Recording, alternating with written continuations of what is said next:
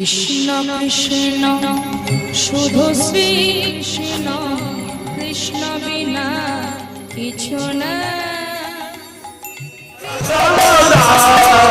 বলো শ্রী গোবিন্দ দেব কি, বলো গিরধারী লাল কি। ওদিকের হলো কি না না, রাত 2:30 হয়ে গেল, গাড়ি পাওয়া গেল, গাড়ি নিয়ে পৌঁছে গেল, দেখে গোবিন্দ নাই। যাক বাবা, বাঁচা গেছে।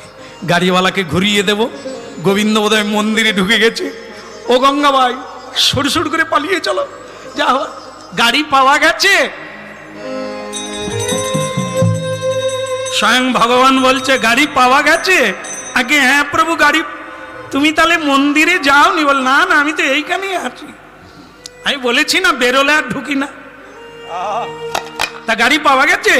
বলে হ্যাঁ। তা গাড়িওয়ালাকে তুমি কি পরিচয় দিয়েছো? আমাকে নিয়ে যাবে বলেছো? বলে না, আমি একটু মিথ্যে বলে দিয়েছি। কি বলছো? বলেছি আমার একটি ছেলে আছে, তার অসুখ করেছে, তাকে শহরে ডাক্তার দেখাতে নিয়ে যাব। বাহ বাহ বাহ বাহ,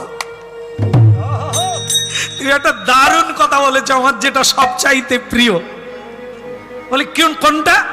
এই যে তুমি আমাকে ছেলে বলেছো, আমার যে কি আনন্দ হচ্ছে তার ঠিক নাই। কেন? যে আমাকে পুজো করে তার চাইতে যে আমাকে ছেলে বলে আমার বেশি ভালো লাগে। হ্যাঁ, মাথায় রাখার চাইতে কোলে রাখলে ভালো। কিছু লোক আছে দেখবেন, এই যে বজ্রপাত হয় না, বলে ভগবান তোমাকে মাথায় করে নিয়ে যাও, বজ্রপাত হলে তোমার মাথায় পড়ুক। কিরকম ভক্ত দেখুন, মাথায় রেখেছে। কেন না, সে বাঁচবে, ভগবান মরে মরুক। আর ভগবান বলছে মাথায় রাখার চাইতে যে কোলে রাখবে, ভগবান তোমার ভয় নাই, বজ্র পড়ে আমার মাথায় পড়ুক, যেন তোমার মাথায় না পড়ে। রাধে রাধে। তার মানে ওই ভক্ত ভগবানকে ভালোবাসে, নিজের মাথায় বজ্র পড়ুক, ভগবানের মাথায় যেন না।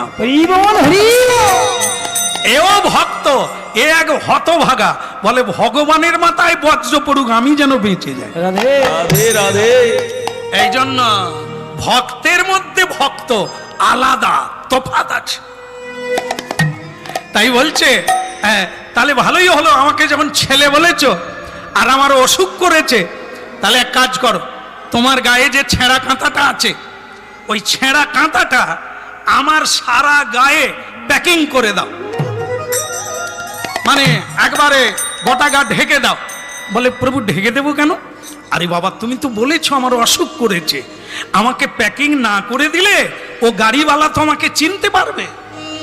ও তাও তো বটে, তাহলে তাই হবে প্রভু, তাই হবে। কিন্তু প্রভু, এই যে তোমাকে প্যাকিং করে দেব, তুমি নিঃশ্বাস নেবে কোথা দিয়ে? হ্যাঁ, ভগবান বলে তোমার যা কাঁথার অবস্থা, এ তো মানে কি বলবো, যে কোথায় মুর্শিদাবাদের হাজার দুয়ারি, মানে তার তো হাজার ফাঁকা আছে। ওর নিঃশ্বাস আমি ঠিক চালিয়ে দেব, চিন্তা নেই, তুমি শুধু প্যাকিং করে দাও। হ্যাঁ, তাই কি করলো? হ্যাঁ, ভগবানকে প্যাকিং করলো। হ্যাঁ, বলে প্রভু লাগেনি তো? বলে তুমি চুপ করো, কথা বলো না, এবার গাড়ি ওঠো। গাড়িওয়ালা বলে হ্যাঁ গো, মানে ওই যে প্যাকিং দেখে না, সে গাড়িওয়ালা বলছে ও গো, তোমাদের ছোকরা বেঁচে আছে না চলে গেছে? বলে কেন? বলে যেরকম প্যাকিং করছে তো মরার পরে এরকম প্যাকিং করে। এ আছে তো? বলে ওরকম কুলক্ষণে কথা বলবেন না, ওর গায়ে ভীষণ জ্বর, তাই সারা গায়ে জড়িয়ে দিয়েছি ছেঁড়া কাঁথা। ভগবান বলে এরকম করে কেটে গেলে হয়, চলো নিয়ে চলো।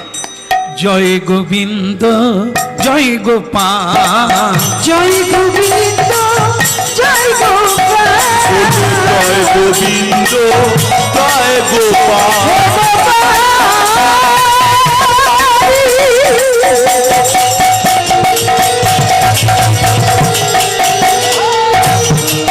হে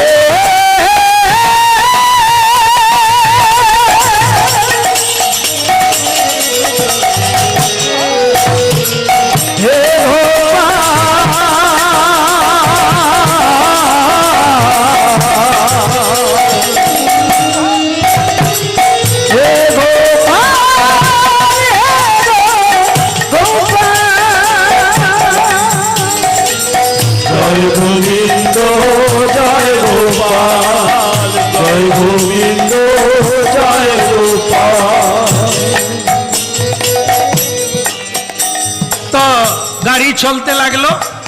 এই গাড়ি চলতে চলতে এখন ভক্তমণ্ডলী মায়েরা ভোর হয়ে আসছে। ভগবান বলছে এরকম রথ যদি যায় তাহলে পূজারীরা জেগে উঠবে ভোরবেলা, আর যেতে পারবে না। ওকে গাড়ি তাড়াতাড়ি চালাতে বলো। গাড়োয়ান, মানে কাঁথার ভিতর থেকে ভগবান বলছে গাড়োয়ান তাড়াতাড়ি করে রথ চালাও। বাপু, কথাটা কে বলল? তোমাদের বুড়ো বুড়ির মধ্যে কেউ বললে না বাচ্চার কণ্ঠ শোনা গেল? কে বলল কথাটা? সে তো কাঁথার ভেতর থেকে বলে দিয়েছে গাড়ি তাড়াতাড়ি চালাও। সে ড্রাইভার বলে সারা জীবনে আমার একটা নাম আছে, এত ভালো করে কেউ গাড়ি চালাতে পারে না।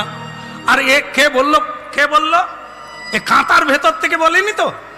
বলে না বাবু, ও তো জ্বরে ফুসফুস করছে, ও কি করে বলবে? তুমি বাপু গাড়ি একটু জোর করে চালা। কিছুক্ষণ না যেতে যেতে স্বয়ং ভগবান আবার বলছে তুমি গাড়ি চালাবে না, আমি চালাবো। কথাটা কে বললো? কাঁথা খোলো দেখি দেখি, কথাটা কে বলল? গাড়ি সে চালাবে, কাঁথার ভেতর থেকে বলল। তো তখন গাড়োয়ান বলছে তুমি গাড়ি চালাতে জানো? ভগবান কাঁথার ভেতর থেকে বলে ফেলেছে আগের জন্মে আমি অর্জুনের গাড়ি চালাতাম। কাঁথা খোলো, কাঁথা খোলো, ভিতরে গোলমাল আছে। অর্জুনের গাড়ি চালায় সে তো কৃষ্ণ, কাঁথার ভিতরে প্যাকিং হয়ে আছে, বলে কাঁথা খোলো।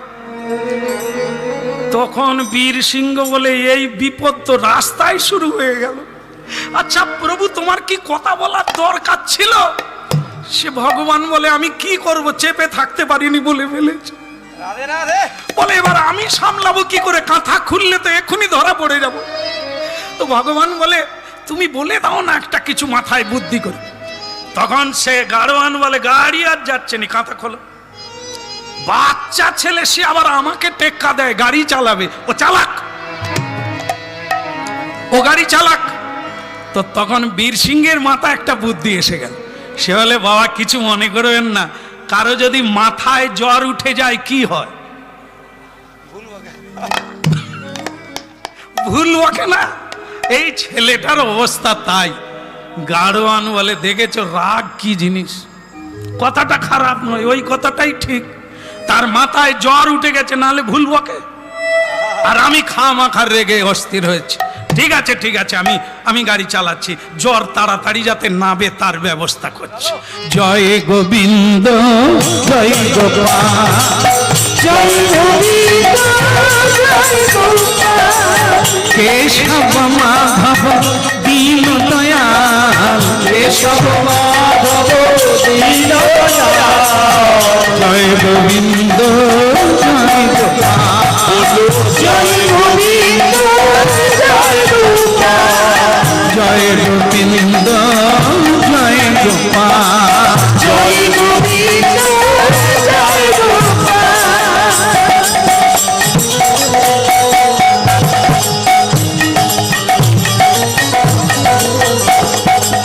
কেশব মাধব দীন দয়াল, কেশব মাধব দীন দয়াল, জয় গোবিন্দ জয় গোপাল, জয় গোবিন্দ জয় গোপাল, গোবিন্দ জয় গোপাল, তাই রূঢ় হরি হরি, জয় গোপাল, জয় গোবিন্দ জয় গোপাল, জয় গোবিন্দ জয় গোপাল। ভোর 4টা বাজার সঙ্গে সঙ্গে এদিকে মন্দিরে, দ্বারকার মন্দিরে আরতির জন্য পূজারীরা জেগে উঠল। নাই গোবিন্দ নাই, চিৎকার সরগোল পড়ে গেল, চোর চোর চোর। ভগবান ওদিকে দ্বারকা পার হতে যাচ্ছে, 250 কিলোমিটার রাস্তা চলে যাচ্ছে।